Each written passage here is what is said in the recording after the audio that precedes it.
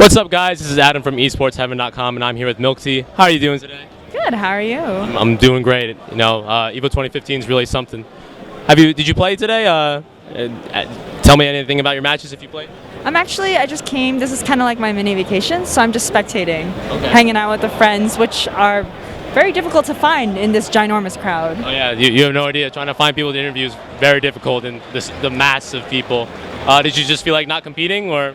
Yeah, I've got so much other things I'm juggling in life right now that I just wanted EVO to cool down and relax. But it's so hard because we have 2,000 people here for Smash. Crazy, insane, absolutely insane. So you say you have other life commitments. Of course, you've done the new meta.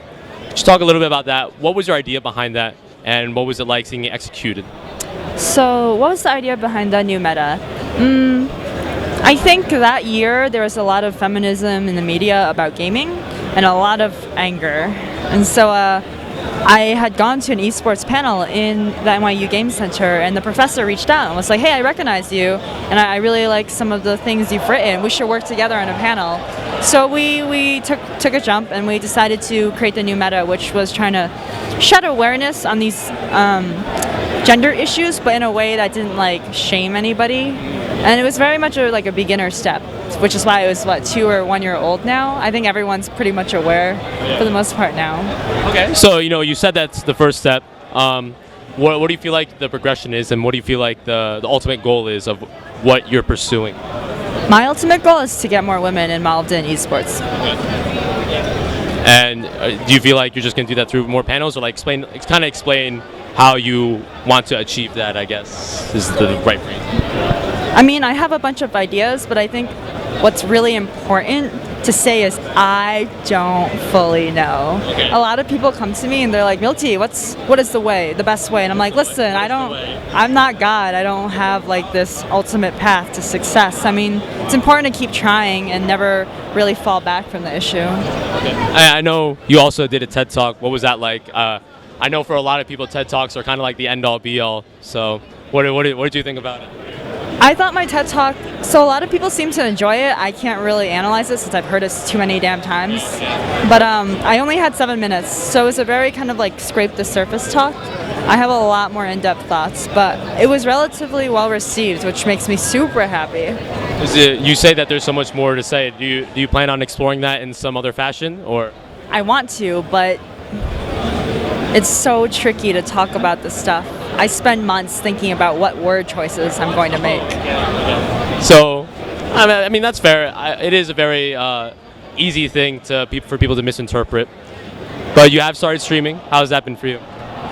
So I gave streaming a go because everyone's doing it, and there's this culture around subs and donations, and I'm like, what is this? Who does this? So I gave it a go. I love it. I've grown up playing video games with friends, and I didn't have that anymore. Streaming brings that back.